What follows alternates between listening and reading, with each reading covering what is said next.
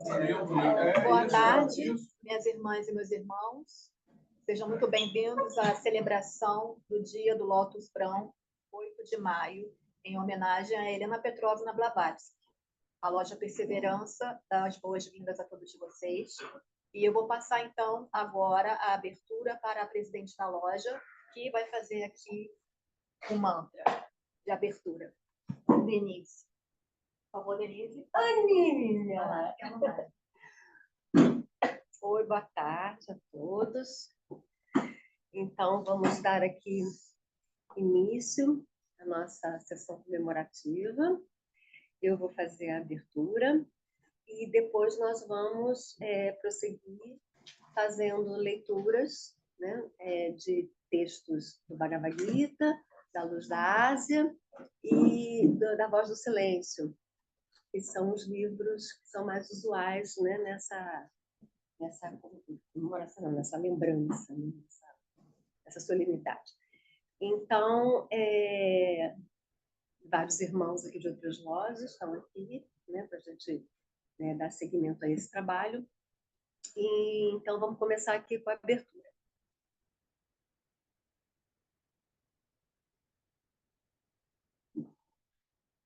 Possam todos aqueles que são a corporificação do amor imortal abençoar com seu auxílio e orientação o destino dessa sociedade, fundada para ser um canal para o seu serviço. Possam eles inspirá-la com sua sabedoria, fortalecê-la com seu poder e vitalizá-la com a sua atividade. Estão abertos os trabalhos.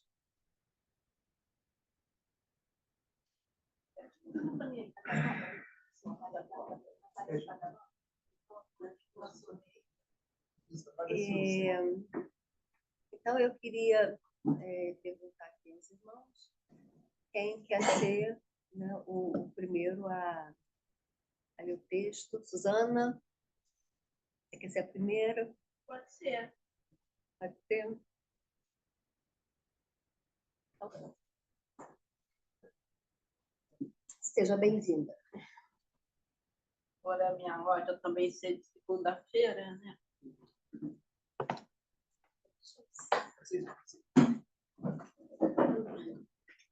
Boa tarde, meus irmãos. Boa tarde. Boa tarde. Eu escolhi o Bhagavad Gita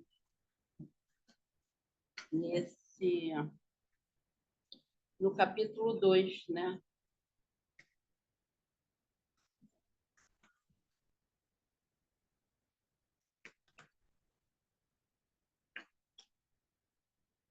Que corresponde ao yoga do desalento de Arjuna.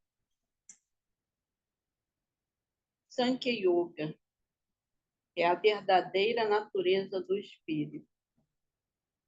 Neste capítulo, se ensina como se pode, por meio da meditação filosófica, obter a verdadeira concepção do universo, isto é, o conhecimento da nulidade e instabilidade de todas as formas que existem no mundo dos fenômenos, em contraste com o ser eterno, e como este conhecimento nos conduz ao caminho da liberdade espiritual e da imortalidade.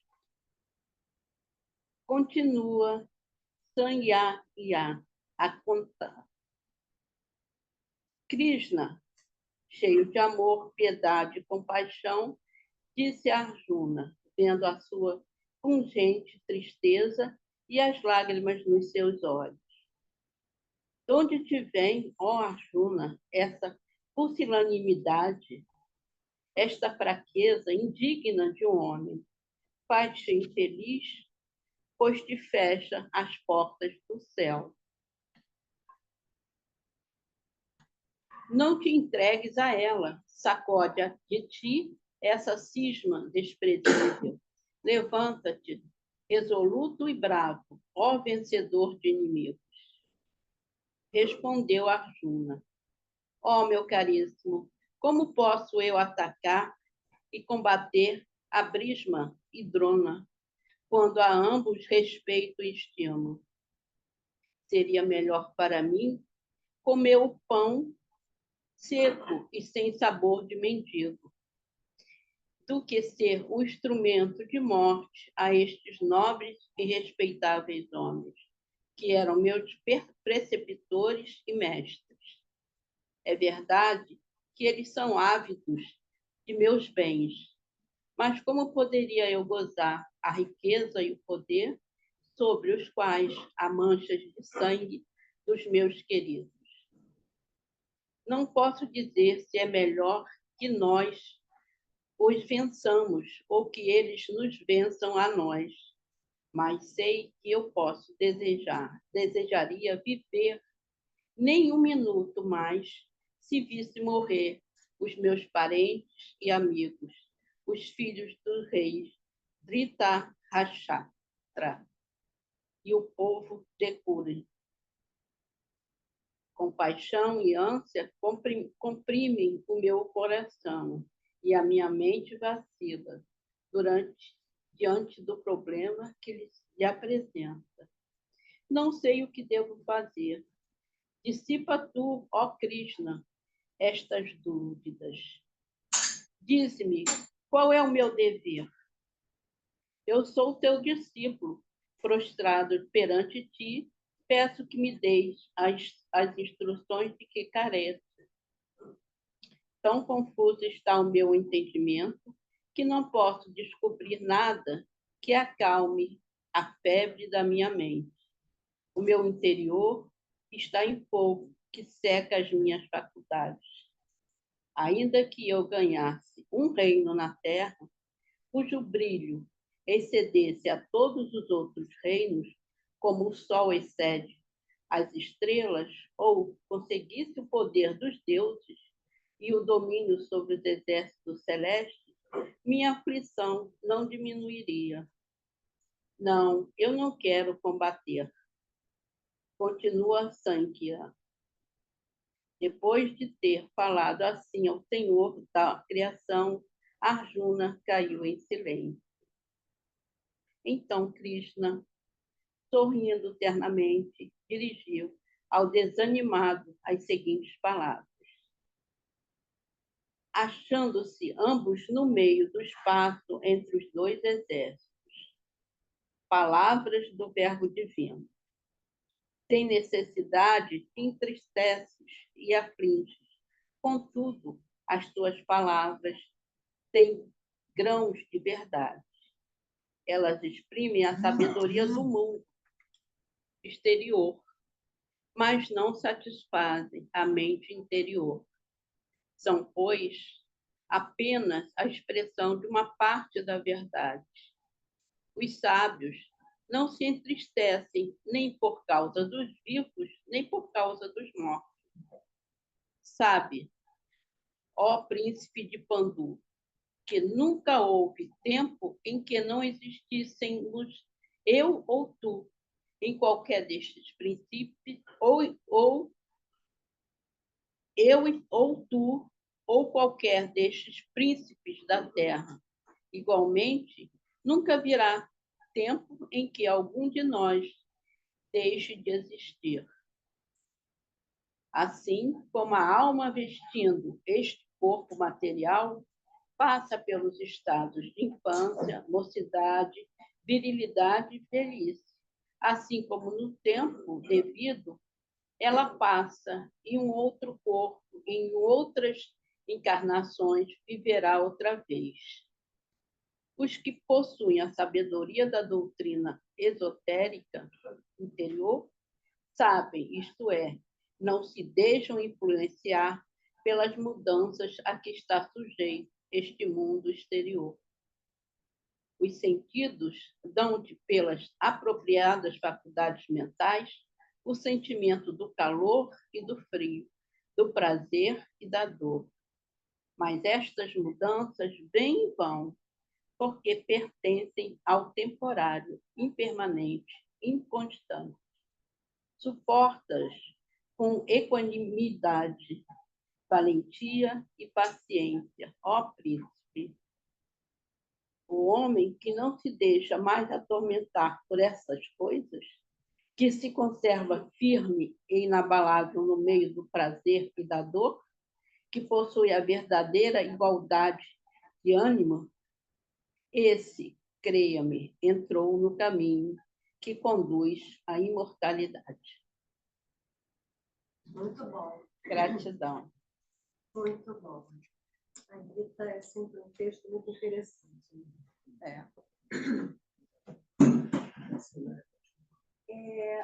Quem será o próximo? Vamos.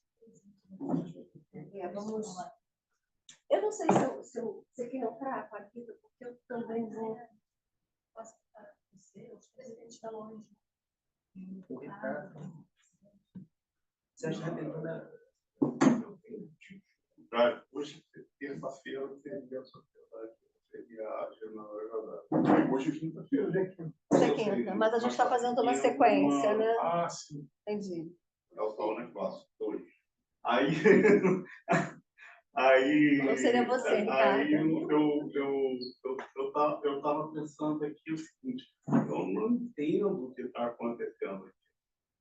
Eu não entendo. Eu estou sendo, nesse momento, muito sincero. Então, eu prefiro só falar isso. uma homenagem, né? Bom, então a gente, né, vai continuar, né, aqui com as citações. A próxima, né, o próximo a falar. Mas é preciso que ela defina. Pois é, quem quer ser o próximo a falar? Pode ser o Everaldo. Então, né, vamos lá, Everaldo, para a gente continuar. O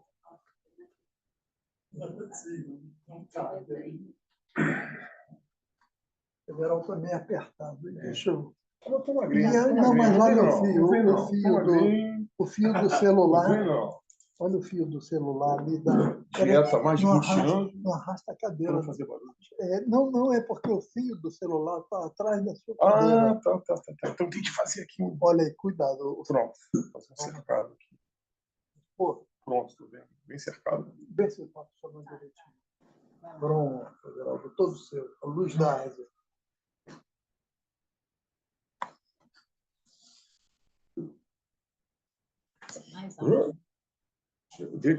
Está enquadrado aí? Tá.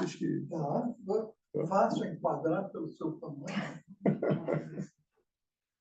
Bom, muito boa tarde a todos os presentes, a todos os ausentes também, né? Então, dentro do espírito da data de hoje, eu separei um trecho aqui da obra A Luz da Ásia, que tem até um subtítulo, o nome do livro é A Luz da Ásia, mas ele é logo abaixo, vem um termo em sânscrito, cuja tradução é a grande abdicação, ou a grande renúncia. Também é outro nome que pode ser dado a esse livro aqui. É uma obra poética, né, sobre a vida de Buda, o significado dele. Começa com o príncipe Siddhartha Gautama, né? Então, o escritor, né, o inglês Edwin Arnold, né, fez uma homenagem a ele, né, em forma de poesia. Isso tem que ficar bem claro, né?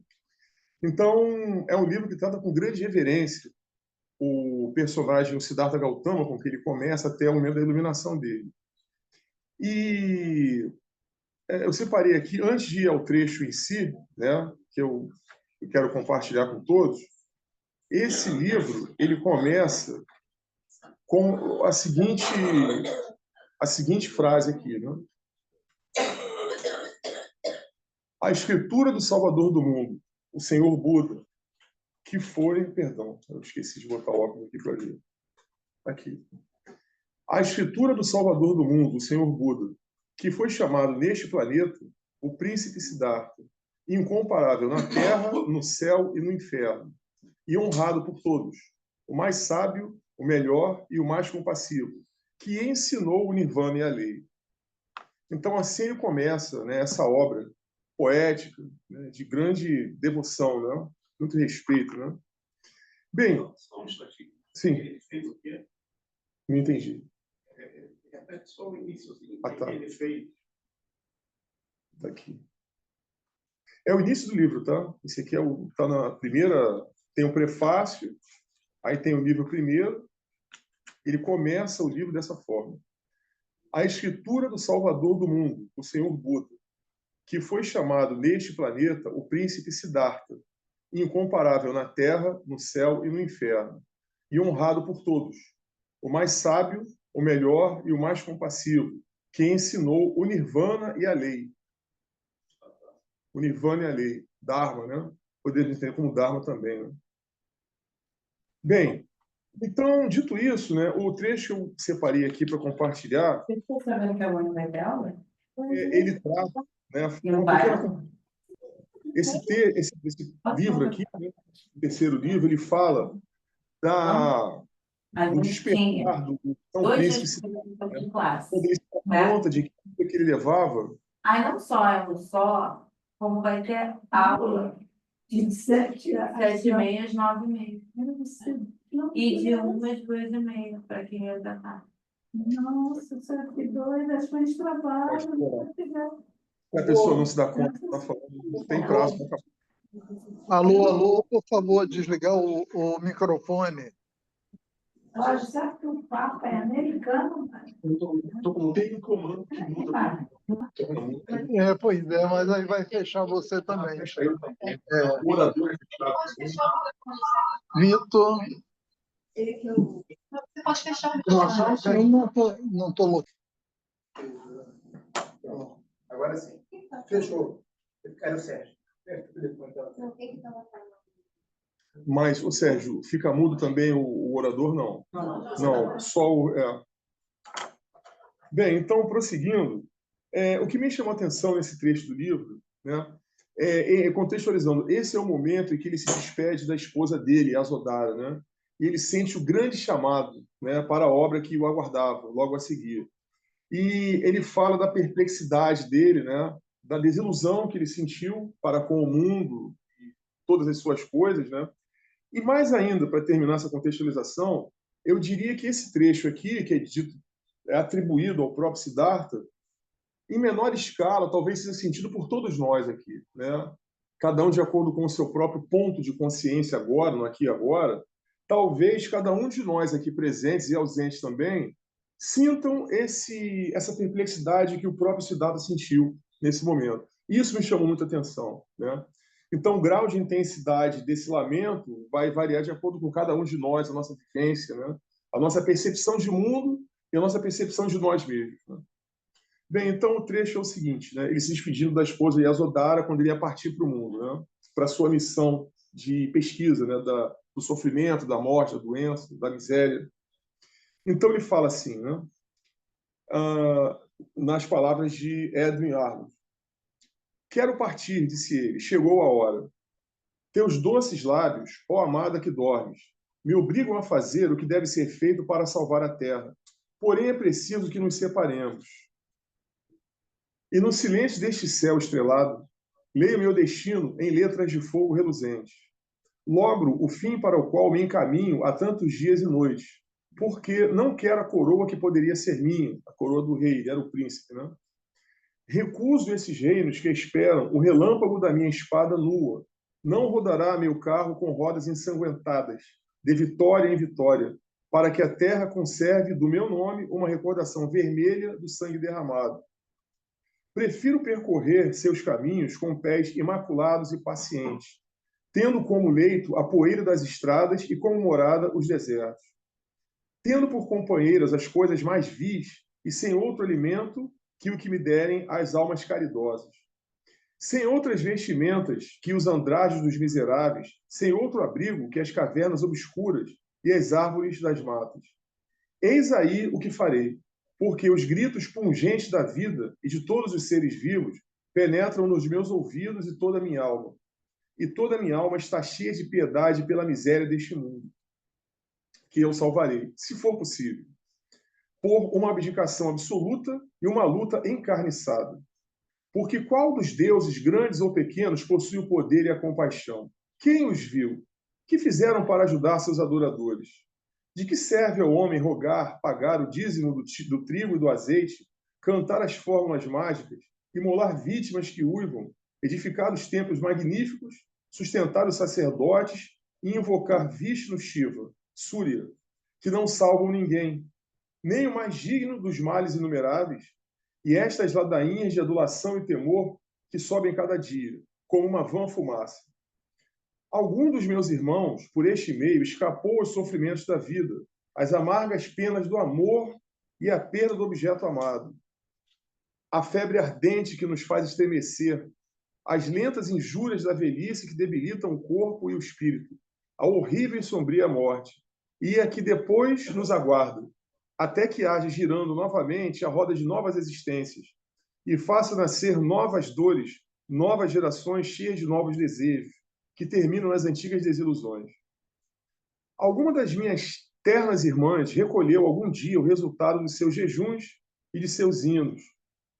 Evitou-se a dor da procriação pela oferenda de leite coalhado ao vício ou grinaldas de folhas de tulse? Não. Talvez alguns deuses sejam bons e outros maus, mas todos são demasiados débeis para agir. São ao mesmo tempo impassíveis e implacáveis, e todos estão, como os homens, atados à roda da transformação e passam por existências sucessivas. Porque, como parecem ensinar nossas escrituras, e com razão, uma vez começada a vida, qualquer que seja seu lugar de origem e sua causa, percorre seu céu de existências, ascendendo do átomo ao inseto, ao verme, ao réptil, ao peixe, ao pássaro e ao animal coberto de pelos, e por último até o homem. Depois ao demônio, ao deva e a Deus, para descer novamente à terra e ao átomo. Assim estamos aparentados com tudo o que existe. Portanto, se alguém pudesse salvar o homem dessa maldição, o mundo inteiro participaria desse benefício. Assim seria mitigado o horror dessa ignorância, cuja sombra ainda é o temor e a crueldade, o seu selvagem passatempo. Se alguém pode salvar o mundo, devem existir os meios e haverá os refúgios. Os homens pereceram gelados pelos ventos do inverno, até que a um deles ocorreu a ideia de fazer jorrar do sílex a centelha vermelha. Partícula do fogo solar, oculta na pedra fria. Fartavam-se de carne como lobos, até que alguém dentre eles lembrou o trigo, que brotava como uma erva daninha e, entretanto, alimenta e dá vida aos homens. Gesticularam e balbuciaram até que uma língua inventou a palavra, e dedos pacientes escreveram o som das letras. Que dom possuem meus irmãos que não provenha da investigação, da luta e do sacrifício inspirado pelo amor?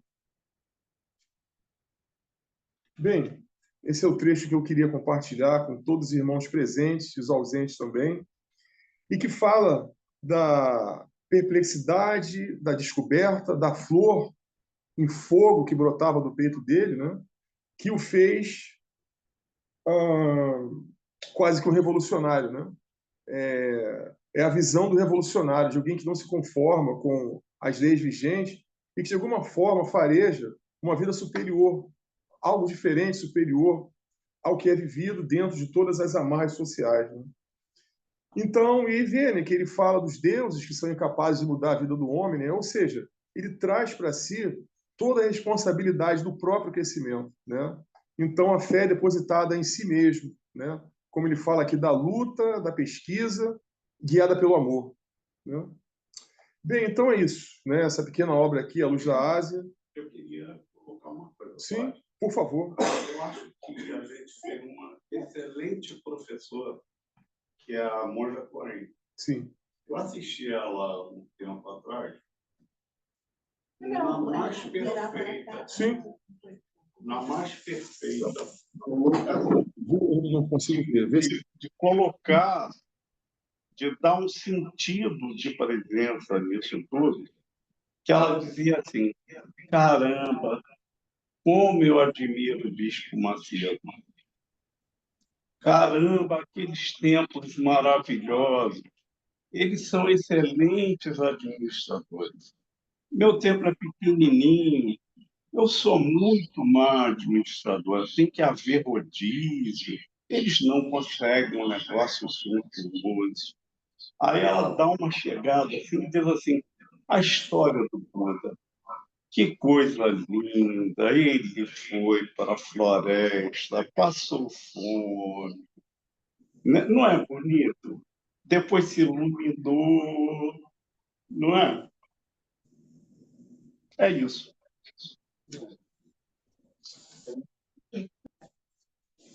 Ok. Fiz a consideração aqui do... Se a gente realmente for com esse espírito. Terminado? Vou virar, pode ser que caia aqui o celular. Bem, irmãos, eu estou com a consideração aqui do irmão Carlos, né? Passo a palavra aqui ao próximo orador. Muito obrigado pela paciência.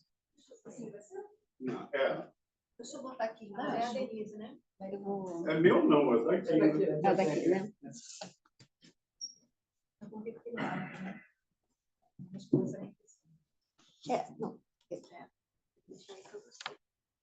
Não. Então, muito lindo esse texto, né? A Luz da Ásia. E assim, um pouco que como complementando a leitura da Susana, fala do sofrimento do ser humano, porque Buda, né, empreendeu essa jornada, né, de autoconhecimento e de busca, né, de respostas para o sofrimento humano, porque em algum momento ele saiu ali do Palácio de Cristal, né, ali daquela situação de proteção dentro do reino, e viu a miséria humana né, se tornou um buscador por causa disso. Ele quis respostas para todo esse sofrimento. E esse trecho que a Susana leu sobre também a dor de Arjuna também passa por isso aí, né? Passa pela identificação da miséria humana. E então é quando Krishna identifica o momento em que ele está pronto para aprender, né? Então, isso tudo é muito bonito, é um momento que todo mundo em algum, né, vai chegar, né? Para todo mundo vai chegar esse momento da busca, né? O processo é lento, né? Fala-se das 777 encarnações, então a maior parte delas as pessoas ficam, né, meio que à deriva e ocupadas com as distrações, né, mundanas e sem muitas elucubrações a respeito dessas questões, mas em algum momento as pessoas, né, fazem um questionamento um pouco maior sobre isso. E então eu vou dar prosseguimento aqui agora. Eu também trouxe alguma coisa para a gente, né, refletir, também do Bhagavad Gita. E assim, eu queria colocar que o Bhagavad Gita ele tem 18 capítulos e ele é dividido em 3 partes. Os primeiros 6 capítulos tratam de Diva, né, da individualidade do ser humano, né? E os 6 próximos capítulos falam de Ishvara, né? Então, tem aquela relação no Vedanta, Tatvamasi, tu és aquilo. E nos 6 últimos capítulos é a relação, né, entre Diva e Ishvara. Então tem essa formatação no Bhagavad Gita. E assim, eu acho que, para mim, esses 6 primeiros capítulos, quer dizer, é aquele momento em que a pessoa está tentando entender e colocar algum tipo de condução e de autoconhecimento e de buscar um caminho para conseguir administrar a si próprio. E a partir do momento que o indivíduo ele consegue ter algum controle sobre si próprio, ele vai, então, mergulhar mais no entendimento, né, da divindade do todo e finalmente, como se unir com esse tudo, né, de Vaishya.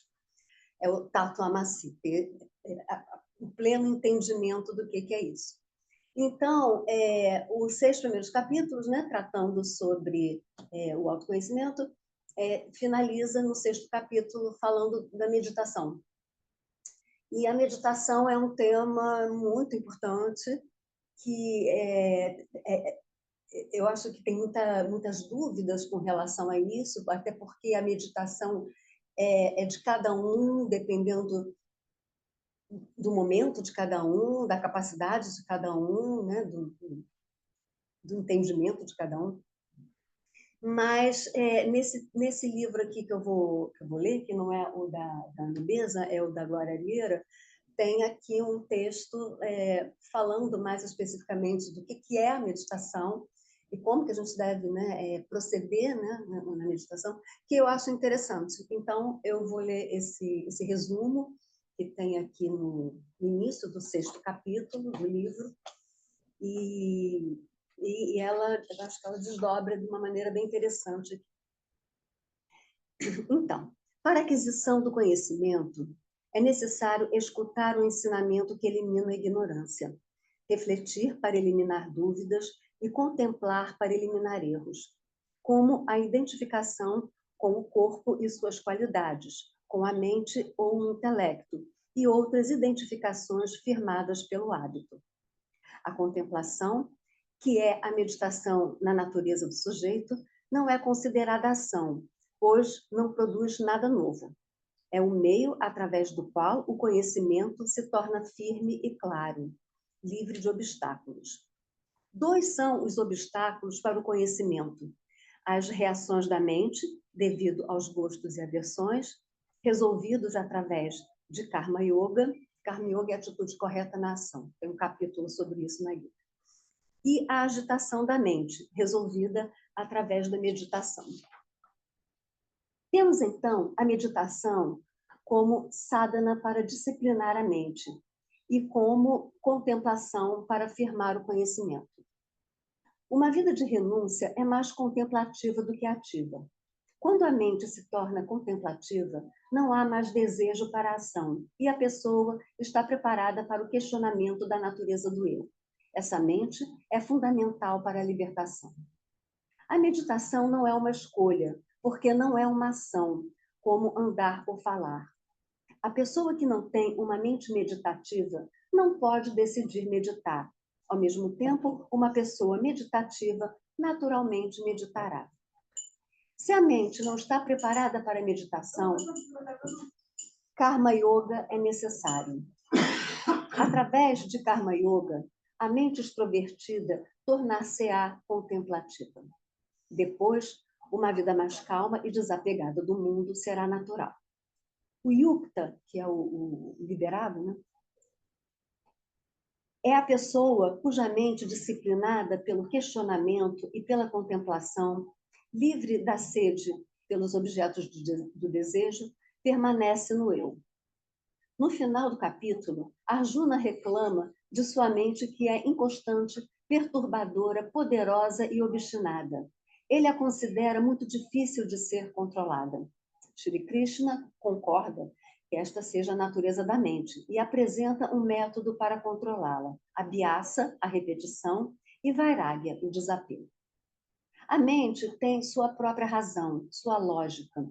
Nenhuma reação ou emoção é livre de lógica. Temos que compreendê-la e aceitá-la como é.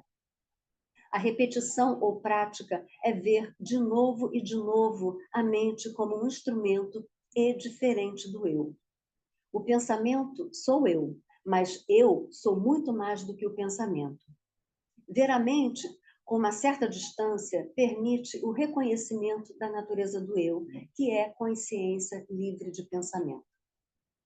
A repetição também inclui a prática de japa, repetição de um mesmo mantra, que permite ao praticante entender o processo do pensar, os apegos, as facilidades e dificuldades da própria mente, e assim ter uma maestria sobre ela.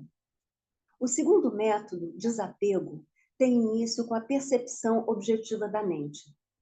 A mente tem uma percepção subjetiva dos objetos e situações, como se eles tivessem capacidade de fazer alguém feliz ou infeliz. E, por causa disso, ela está sempre correndo para os objetos do seu interesse, seja por causa do amor ao objeto, porque pensa lhe causar felicidade, ou da rejeição ao objeto, porque pensa lhe causar algum tipo de sofrimento. Essas duas situações roubam a atenção da mente, que deseja a presença ou ausência de objetos para ser feliz. O hábito específico da mente de sobrepor em objetos a capacidade de fazer a pessoa feliz é chamado de Sobhana Adhyasa. Apesar da observação e da objetividade, é possível perceber o objeto como ele é, somente um objeto, sem o poder projetado de fazer alguém feliz, isto é, Vairagya. Sobhana Adhyasa vai embora definitivamente com o conhecimento do eu, mas até que isso aconteça, observamos e nos distanciamos dessa projeção da mente. Por fim, Arjuna pergunta qual é o destino de uma pessoa que morre antes de alcançar o resultado do yoga. Krishna lhe assegura que não existe perda em yoga. Ao passar desta vida para outra, a pessoa se conecta com o conhecimento já adquirido na vida anterior. Esforça-se e, livre de obstáculos, alcança a liberação final. Então, é isso. É uma orientação para as pessoas se balizarem no que buscar, né, no processo da meditação. Eu acho isso muito interessante, porque eu acho que é a parte prática, né? É da maneira como a gente tem que se conduzir, se quiser, né, a algum progresso. Eu acho que isso eu posso falar em relação à generalidade. Nós não somos buscadores. Nós não somos buscadores.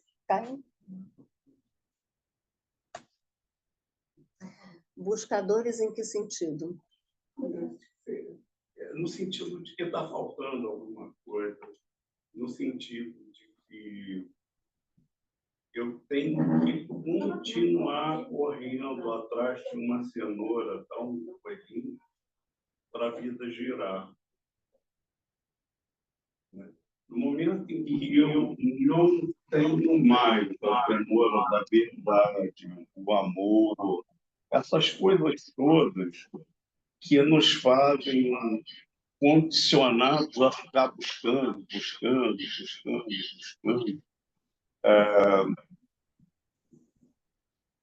A gente deixa de ler da vida. De ler da vida. Aí você vai para a rua e passa por um monte de pessoas, de moradores de rua pedindo esmola, né? O que é isso, senão o que viveu o Buda? Está presente ali para você aprender e ler. Aí o pessoal diz assim, mas é golpe. Eles não... Há necessidade ali, sim. A necessidade é presente. Não de dinheiro, mas de executar bem os seus papéis.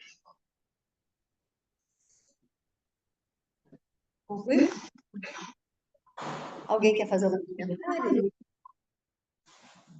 Não? Alguém quer fazer algum comentário? Não. Você vai também ler um texto da Gita. Com relação ao que o Ricardo falou, o que eu poderia dizer que não é exatamente buscar, é procurar um estado de ser mais pleno, mais equilibrado, mais paz, mais conhecimento. É dito que nós temos que nos desenvolver em 3 vertentes, né? Vontade, amor, sabedoria. Então, né, a vontade eu entendo como um poder de autocontrole, um poder de condução dentro, né, dessa jornada, né, que a gente passa, né, de encarnação em encarnação, tendo entendimento de propósito e tendo a força e a objetividade, o direcionamento para avançar dentro, né, de uma condição de mais plenitude, de mais conhecimento, de mais serenidade, paz. Né, tem tanto que aprender. E sabedoria seria o conhecimento, né, o entendimento cada vez mais amplo do que, né, do que nós somos, dessa nossa relação com o divino, dessa unidade, né, da vida, né, que a Helena Blavatsky fala tão, né, de forma tão, né, peremptória. E o amor, porque sem o amor a gente não vai se conduzir da maneira correta para atingir esse estado de unidade. Então, me parece que se existe algo a ser buscado, é isso, né? Essa plenitude, né? Como alguém disse na Carta dos Mahatmas, resolver como foi o termo? Esse enigma, né, das 777 vidas, o que a gente está fazendo aqui nessas reencarnações seguidas. Tem 79 anos, uma das vidas eu tive ao dormir e acordar. Também pode ser visto por esse ponto de vista. Sim, a gente tem um manvantra e um prayala a cada dia, né? Então, é isso. Mas, enfim, então é dessa maneira que eu vejo. Não é fugir do amor. Não é isso. É que enquanto não cessar essa busca, não há vida. Não sei se eu entendo dessa maneira. A gente troca a vida por uma eterna busca.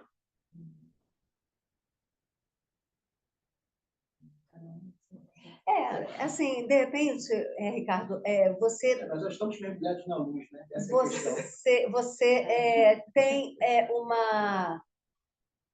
uma maneira pessoal de buscar também, né? Não diria que é pessoal, não. De Que seria uma prosseguir. interpretação. Um personagem. Não é desse lugar que eu estou aqui falando isso. Eu estou falando do que viveu o personagem com alguém assistindo. Alguém quer fazer mais algum comentário? Eu acho que o que ele quis dizer é exatamente isso. Né? Nós estamos na luz, né? Agora, o problema é que a gente está criando sombras ao longo do caminho, né? O próprio mundo, a gente adquire sombras, né? A gente mesmo. A gente mesmo. A gente se auto-obsedia, né? Vai criando auto-obsessores. Por ignorância, né? Por ignorância. E pensamentos repetitivos, vai alimentando uma situação que, às vezes, ela... A gente acredita muito. Que a mente é a grande assassina do real. Então, enquanto não houver um domínio da mente, um conhecimento de como as coisas, né, funcionam... porque tudo é tão simples, né? Acaba que a nossa mente complica mesmo. Essa ideia de ser um centro individual, separado do todo, você acaba criando um universo inteiro. Claro. E você é criador. Exatamente. Cada criatura é um criador de potencial. Né? Então, ela cria um universo imenso. E é tão simples, né? É apenas deixar que seja, tudo seja do jeito que tem que ser. Deixar fluir, né? Aí você pode colocar como referência aquela equação, né? Viva no presente. Né? O passado, o futuro, né? A gente relativiza, né? Mas... Estava conversando aqui com ele. Vamos passar a contar isso ao invés desse aí do relógio ali que a gente está tão viciado. Em piscadas.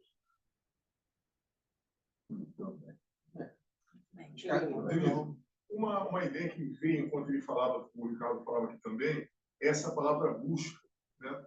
Então, muitas vezes, a gente é preso, acorrentado por uma questão semântica. Então, talvez a gente brigue com o outro por uma palavra. Pode ser. E muitas vezes a gente devia ter o mesmo, mas eu me apeguei à semântica da coisa. É verdade.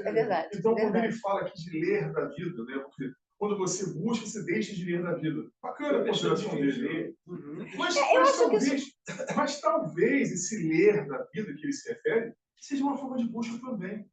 Só de uma outra forma. O que está me ocorrendo, agora que você está falando isso, é que a busca prende você a, de repente, referências do passado e a expectativas para o futuro.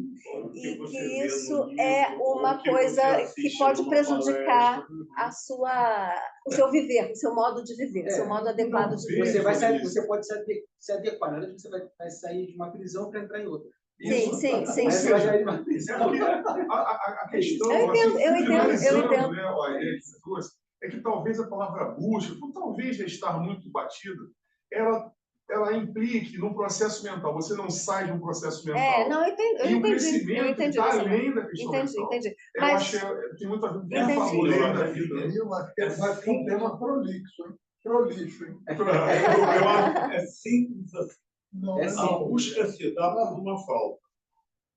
É. E falta, o marketing cria para você a toda hora. Ah, é. não, Ok. concordo com você. Eu também Eu concordo com você, olhando por esse ponto de vista. Eu também. Entendeu? E olho assim, pelo menos. falando aqui sobre a meditação, né, que a gente estava estudando, a meditação é justamente um processo de você se distanciar.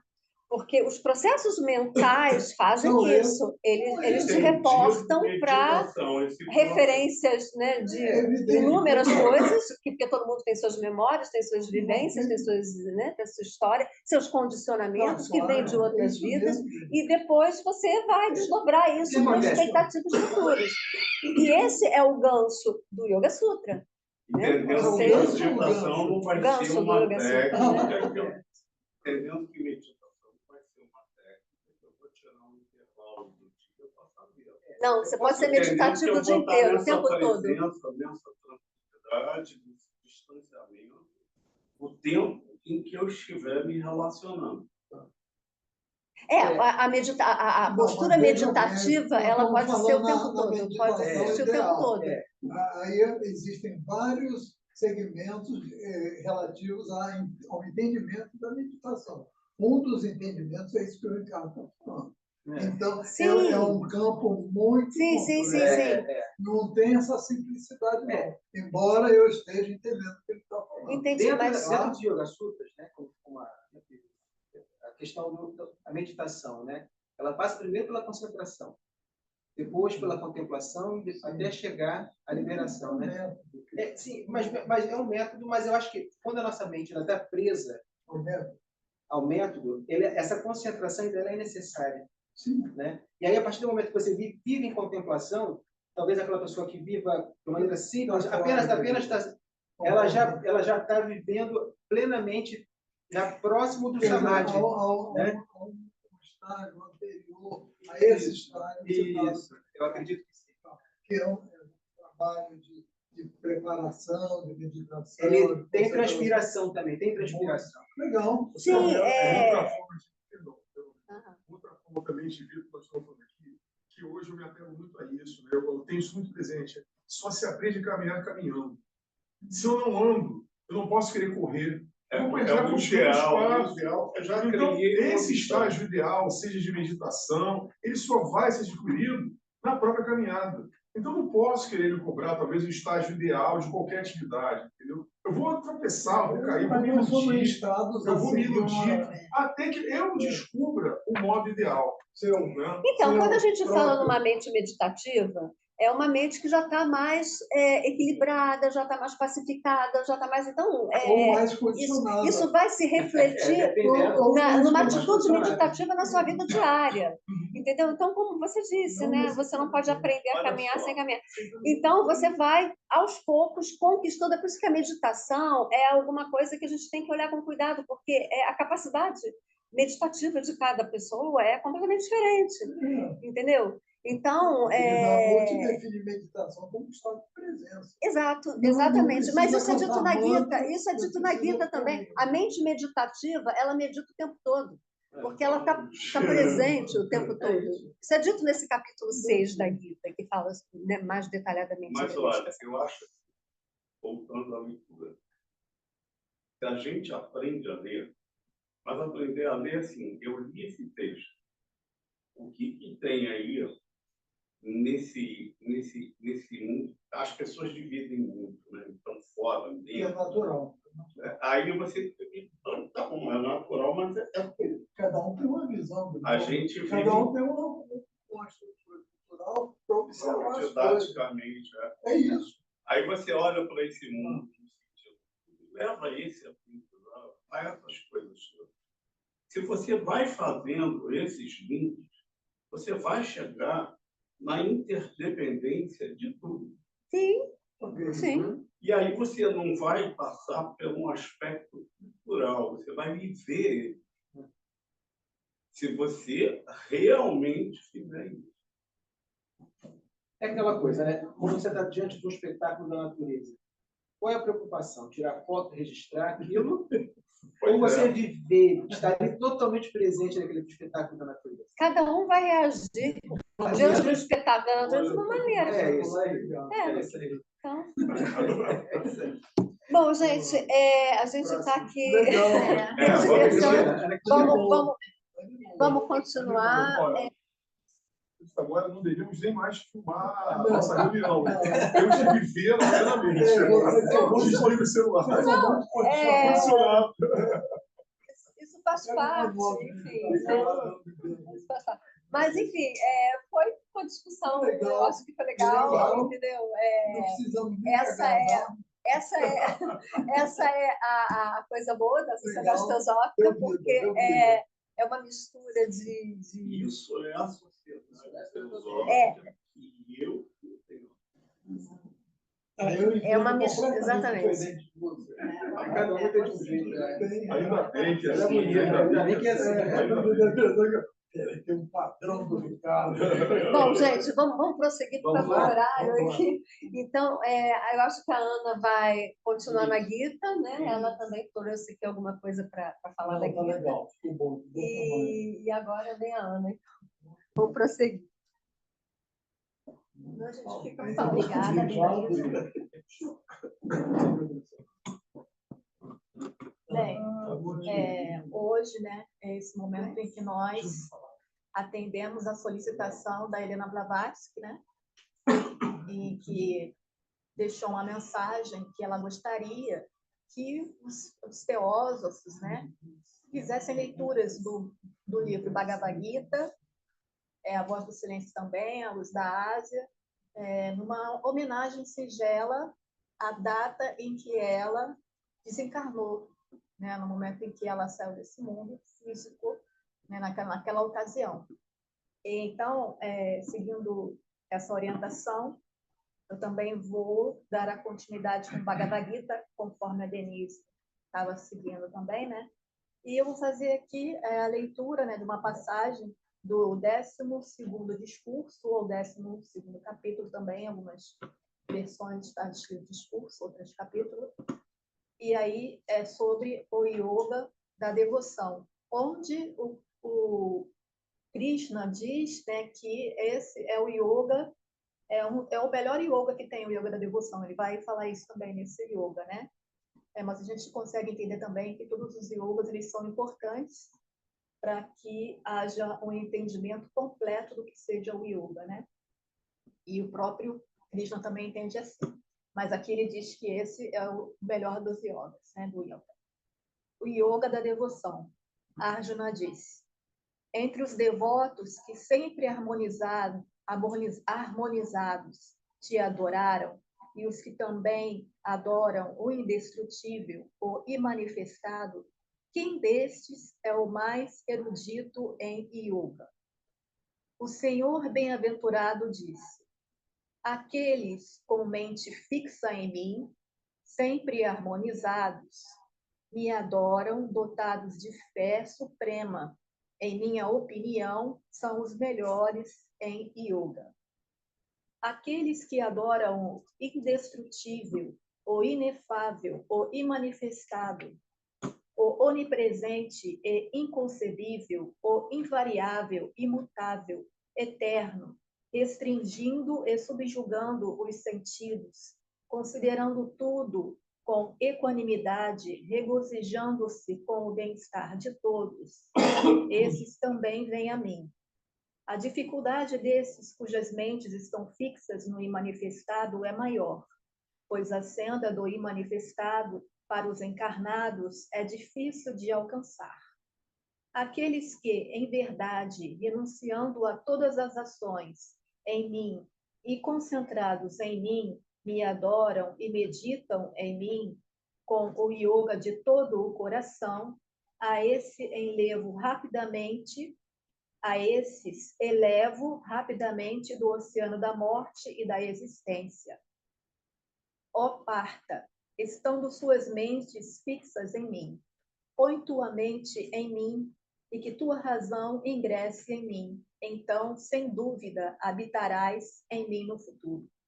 E se não podes fixar firmemente tua mente em mim, então busca alcançar-me mediante o yoga da prática, ó Dhanayaya. Se também não estás à altura de uma prática constante, concentra-te em meu serviço, realizando ações por amor a mim. Alcançarás a perfeição. Mas se até para fazer isso não tens forças, então, refugiando-te em união comigo, renuncia a todo o fruto da ação, dominando-o a ti mesmo. Em verdade, é melhor a sabedoria do que a prática constante. É melhor a meditação do que a sabedoria. A renúncia ao fruto da ação é melhor do que a meditação. A renúncia segue-se à paz. Quem não guarda má vontade para qualquer ser, amistoso e compassivo, sem apego nem egoísmo, equilibrado no prazer e na dor, e perdoando, sempre contente e harmonioso, com domínio de si mesmo, resoluto com a mente e a razão, consagradas a mim, esse, meu devoto, é caro a mim. Aquele de quem o mundo não se retrai, aquele que não se retrai do mundo, livre das ansiedades do prazer, da ira e do temor, é caro a mim. Aquele que nada quer, que é puro, esperto, desapaixonado, imperturbado, que renuncia a todos os frutos da ação, meu devoto, é caro a mim. Aquele que nem ama, nem odeia, nem se aflige, nem deseja, que renuncia ao bem e ao mal, pleno de devoção, é caro a mim.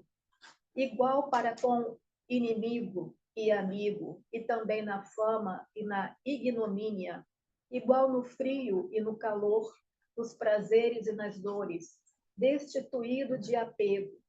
Aquele que toma por igual o elogio e o vitupério, silencioso, totalmente contente com o que sobrevém, sem lar, com mente firme, cheio de mim, cheio de devoção, esse homem é caro a mim.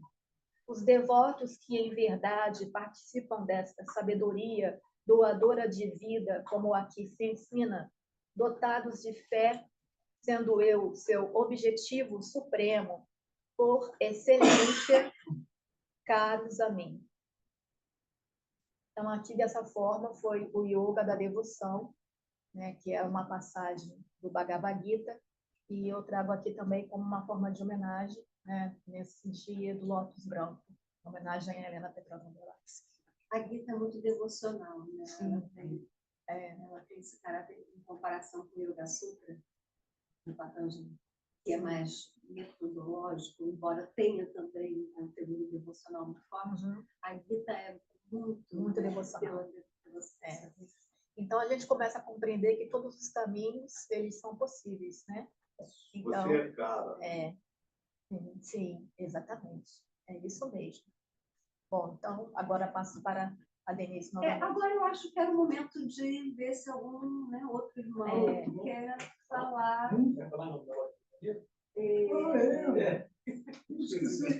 Fala rápido. Eu estou tão animado, eu achei a reunião tão animada. Cheguei aqui, uma bateria arreada, já estou mais alegre, mais feliz. Isso aí. Queridos irmãos, deixa eu acertar aqui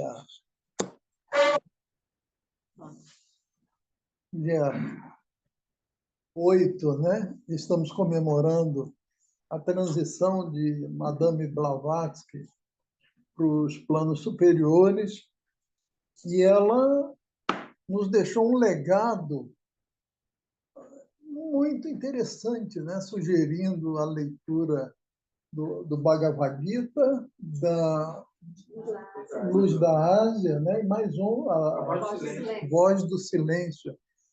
Que legado interessante, né? Mas o símbolo da data, da ocasião, é o lótus branco, né?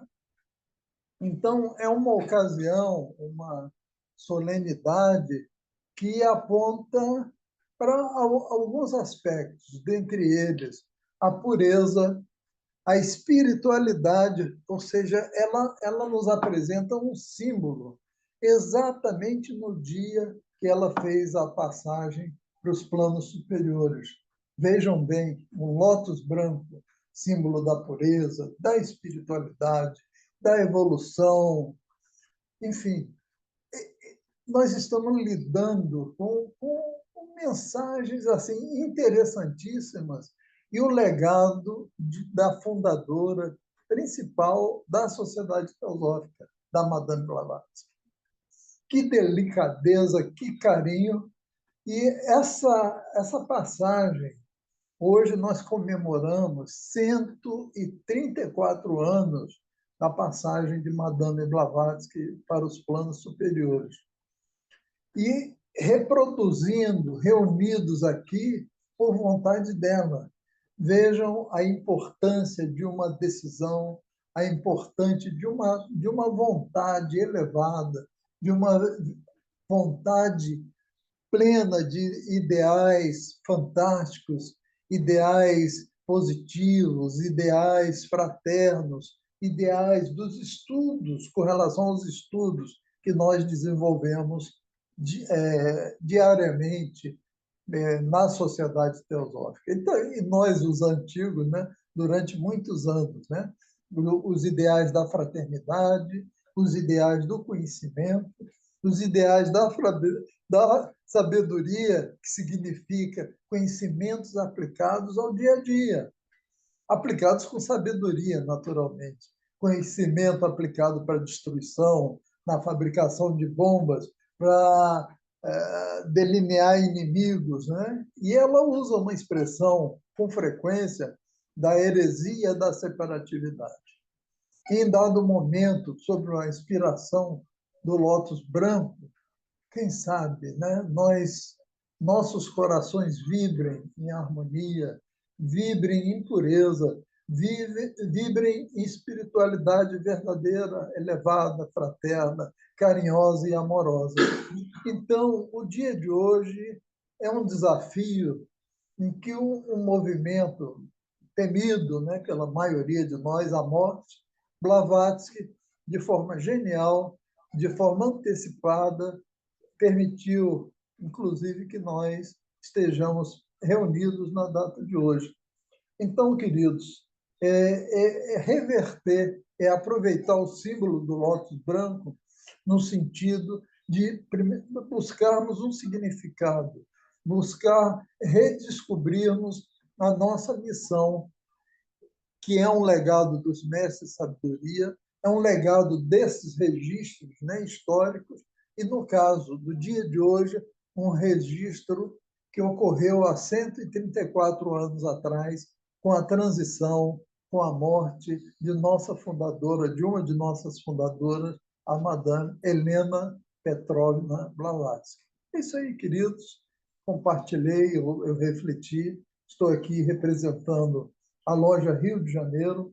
Durante o dia de hoje, eu recordei assim, muito bem de figuras notáveis, em especial a Sória, da loja Rio de Janeiro, figura uma vida dedicada ao movimento teosófico, uma vida dedicada ao plano, ao projeto dos mestres de sabedoria. O Ailton, o Vanderlei e tantos outros lá, o doutor Ailson, figura notável, grande estudioso, enfim. Estou aqui representando a loja Rio de Janeiro, agradeço a atenção de vocês e em meu passeio de lancha a caminho hoje da SP, eu vim refletindo sobre essas questões e estou aqui humildemente compartilhando com vocês, tá, queridos? Obrigado pela atenção e pela oportunidade. Namastê.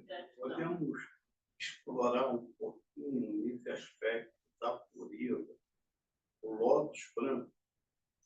Vamos lá. O Ricardo está sugerindo nós explorarmos o tópico pureza em relação ao símbolo lótus branco. Pois não, Alguém Ricardo? consegue me ensinar aonde ele brota? No lodo. Olha, o lótus branco Pois é, brota. né? Tem da sujeira. Da sujeira. Exatamente.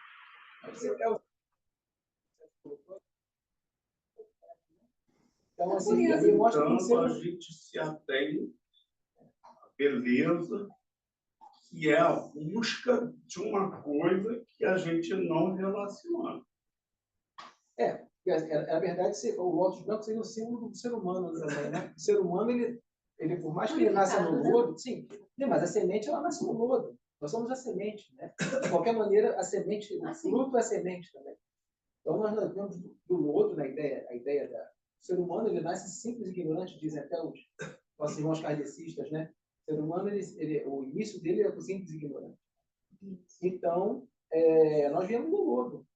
E o caminho natural, como a gente falou na reflexão de apenas ser, né? Deixar as coisas acontecerem e ser, naturalmente, ela busca a luz do sol. Ele vai passar pela água, a raiz, né? Vai sair, o caule, até buscar a luz do sol.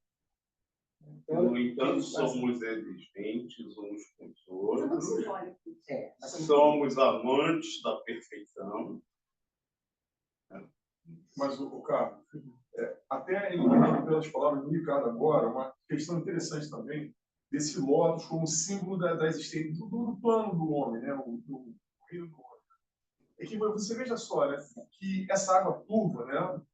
Em que o caule desse lótus ele se desenvolve, veja que a água está ligada a sentimento, seria o astral do homem, né? Veja que ele está envolto em água turva, e essa é a nossa realidade. Eu te empurro, você me xinga, eu fico chateado. É o nosso astral revolto, mal ainda entendido, né?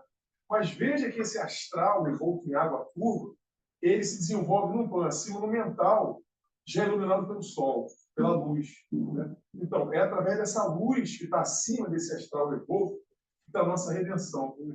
Porque o nosso astral ele é constantemente conturbado, revolto, né? Mal compreendido, né? Mas a redenção vem de cima, vem da luz, né? Que é a parte superior desse lótus aí. É a plena condição humana isso aí. Né? exato. É a plena condição desse lótus, realmente esse símbolo é muito feliz que o Sérgio trouxe para a gente aqui. Né? Maravilha. Queridos, vamos seguir com nossa cerimônia. Eu sugiro que a Senira, que está no grupo, represente a loja Himalaia em Niterói. Não, Senira, querida. por acaso eu estou aqui tentando representar mesmo, mas eu já vi na relação dos participantes que a presidente da loja também está por aí. Não sei em que condições ela está, se ela pode falar. Então, fiquem à vontade. Senira, você, a Terezinha. Você está me passando a palavra, então? Eu estou com um problema aqui de audição também. O som não está... Por isso que eu tiro a imagem, para poder colocar o celular junto ao ouvido. Tá. Posso falar, então? Pode, por favor. Por favor. Tá. Então, gente, olha, primeiro eu quero expressar assim, a nossa alegria, a nossa satisfação de estar convivendo com os irmãos das lojas do Rio de Janeiro nesse dia tão importante para nós, quando o legado da senhora Blavatsky, né, é lembrado e nós a homenageamos, né, da maneira que a lembrança da passagem da senhora Blavatsky, né, da personalidade que foi Helena Blavatsky aqui no mundo, né, no nosso planeta, é muito importante, muito significativa para nós. Ela deixou um legado, como disse o Sérgio, marcante para a humanidade, né? A partir da criação da Sociedade Teosófica e das ideias que foram divulgadas, né, por ela e os seus companheiros de de estudo e divulgação teosófica, realmente fizeram uma diferença na história da humanidade. Um momentinho. Está atrapalhando. Né?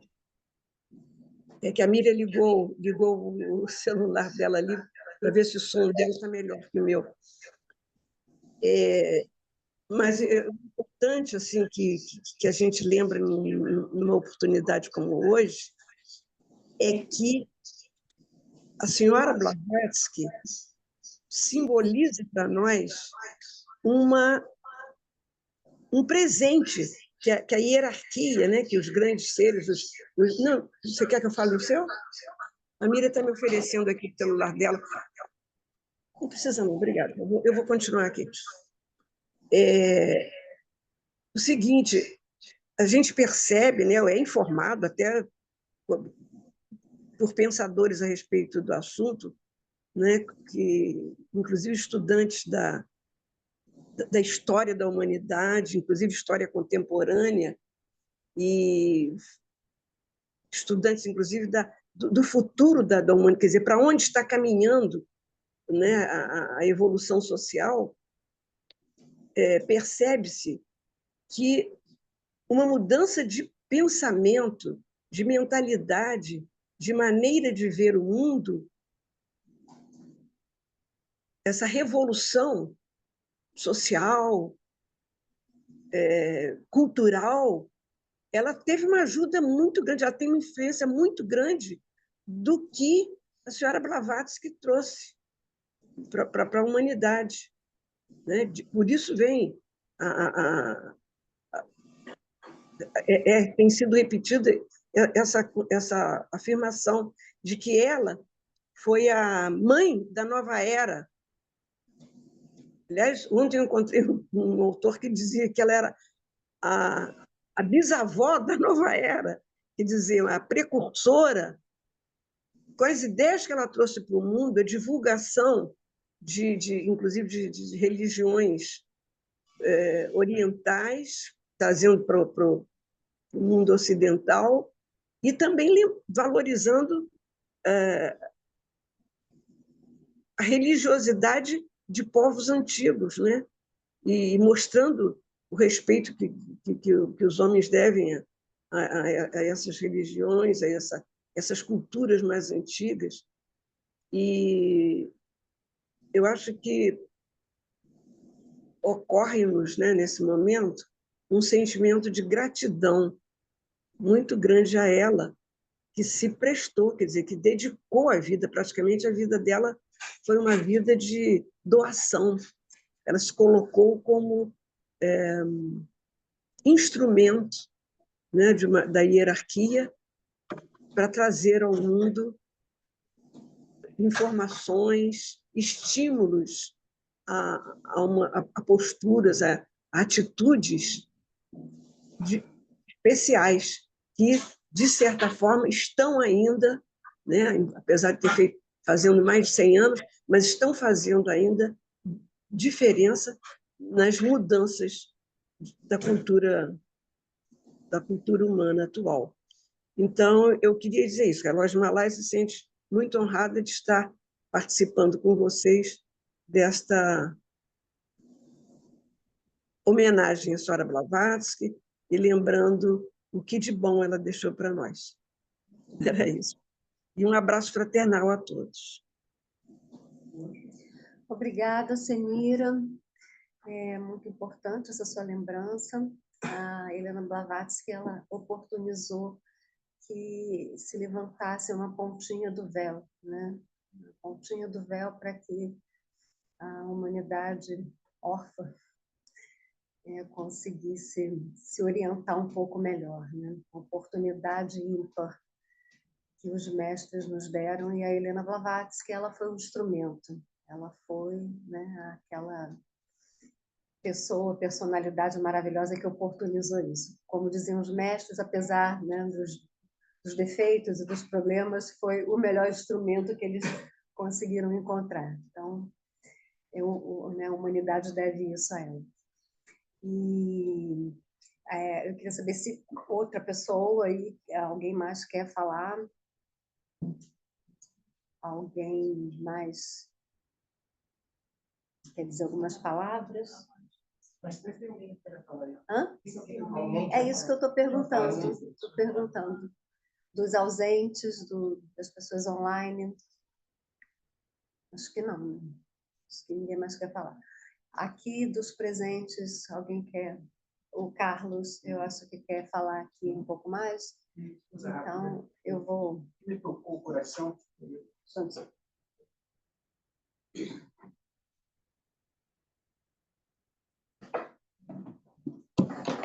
Boa tarde a todos. Sou membro da Loja Perseverança, loja anfitriã, e eu vou ler um trecho do livro A Luz da Ásia, como bem explicou o nosso irmão Everaldo. É um livro de cunho poético, mas que ali foi colocado a vida e os ensinamentos de Gautama Buda, né? Do Senhor Siddhartha. E logo no início do livro, quando ele ainda está no palácio, a compaixão já gritava no coração dele, né? Porque ele já veio preparado para ser Buda. Então, algo nele já gritava, ele não conseguia se adaptar muito bem a certos acontecimentos. E aí esse trecho revela isso. Diz assim: passou um bando de cisnes selvagens, viajando rumo ao norte, para o local de fazer os ninhos no seio do Himalaia, invocando notas de amor até a linha de cor de neve que formavam os alvos pássaros voavam, guiados por terno amor. E Devadatta, primo do príncipe, apontou seu arco e disparou uma flecha certeira, que atingiu a larga asa do primeiro cisne, estendida para planar sobre o livre caminho azul. Assim que ele caiu, com a perversa flecha atravessada, claras gotas de sangue escarlate aparecem, manchando as alvas penas. Ao ver isso, o príncipe Siddhartha ergueu o pássaro com ternura, colocou-o no colo, sentando-se com as pernas cruzadas, como senta o Senhor Buda.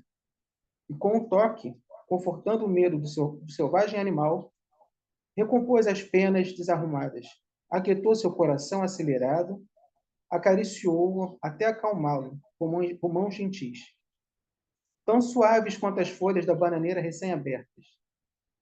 E enquanto com a mão esquerda segurava o cisne, com a mão direita arrancava da ferida a cruel ponta de aço e colocava folhas frescas e mel curativo sobre ela. Contudo, tão pouco sabia o menino a respeito da dor, que, por curiosidade, pressionou a ponta da flecha sobre o próprio punho e se sobressaltou ao sentir que espetava. E, com lágrimas nos olhos, acariciou seu pássaro novamente. Mas logo chegou alguém e disse: meu príncipe atirou um cisne que caiu aqui entre as rosas. Ele me enviou para pedir-vos e que o devolva. Ireis fazê-lo? Não, disse Siddhartha. Se o pássaro estivesse morto, seria justo enviá-lo ao atirador. Mas o cisne vive. Meu primo matou apenas a velocidade divina que pulsava nessa asa branca. E Devadatta respondeu: o animal selvagem, vivo ou morto, é daquele que o abateu. Nas nuvens não pertencia a homem nenhum. Mas, uma vez abatido, é meu. Dai-me minha presa, formoso primo. Então Nosso Senhor colocou o pescoço do cisne contra o seu próprio rosto macio e falou gravemente: eu digo que não, o pássaro é meu. A primeira de uma miríade de coisas que serão minhas, por direito de misericórdia e dignidade do amor, pois agora eu sei, pelo que se agita dentro de mim, que ensinaria a compaixão aos homens, e serei um intérprete de um mundo sem voz, diminuindo este maldito fluxo de dor, não apenas do homem, mas se o príncipe discorda, que submeta essa questão aos sábios, e esperaremos a decisão deles. E assim foi feito. A questão foi debatida com todo o conselho, e muitos achavam isso e aquilo, isso ou outros aquilo. Até que se ergueu um sacerdote desconhecido e disse: se a vida vale alguma coisa, o salvador de uma vida possui mais a coisa viva do que pode possuir quem tentou matá-lo. O matador destrói e desperdiça. O salvador sustém. Dê-lhe o pássaro. Todos acharam justo tal julgamento. Mas quando o rei buscou o sábio para homenageá-lo, ele tinha se ido.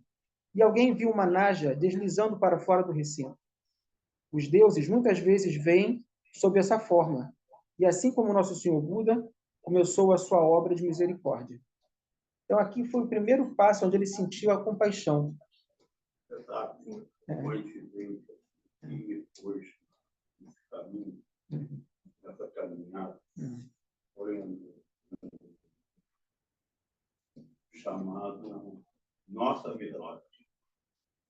Nossa Verdade, depois eu descobri, são de membros da Fraternidade Franca.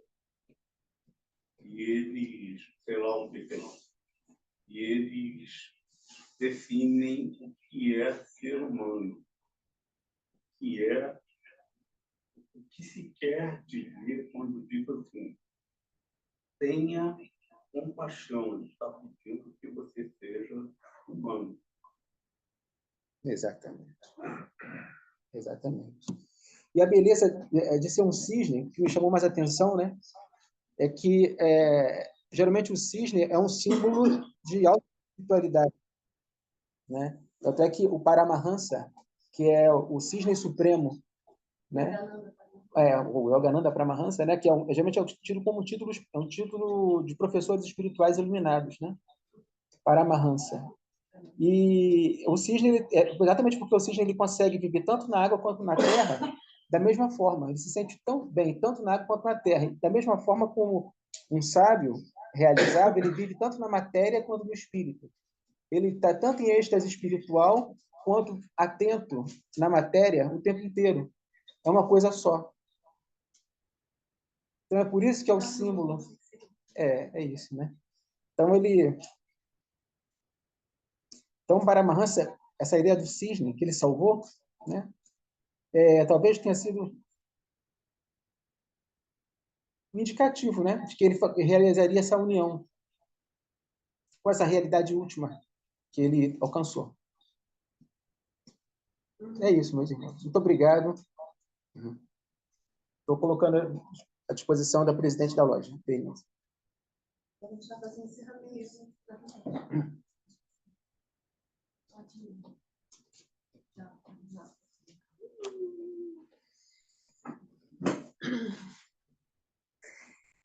Então, meus irmãos, nós estamos chegando aqui ao final, né, da nossa celebração aqui, nossa homenagem, né, melhor dizendo. E alguém mais quer falar, dar algumas palavras? Boa tarde. Oi, boa tarde.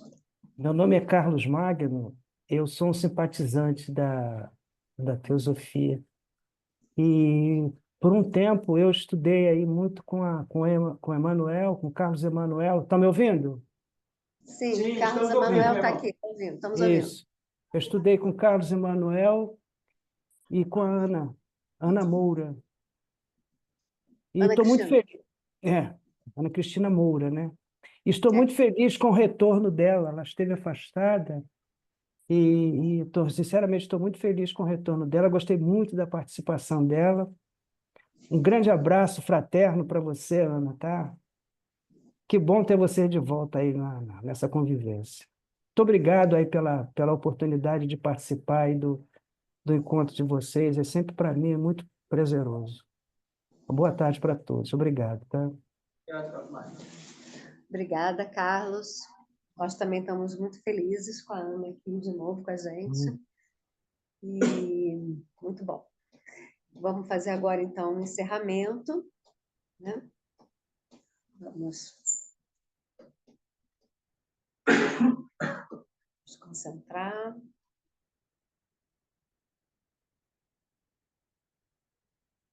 Ó vida oculta que vibras em cada átomo, ó luz oculta que brilhas em cada criatura, ó amor oculto que tudo abrange na unidade.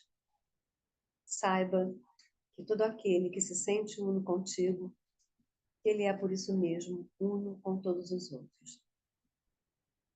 Terminados os trabalhos dessa sessão, que as forças, as bênçãos e o conhecimento que recebemos se espalhem pelo mundo inteiro auxiliando em sua evolução. Paz a todos os seres. Namastê. Obrigada. Obrigado. Encerra. Vamos encerrar, então. Tchau. Encerrar. Tchau.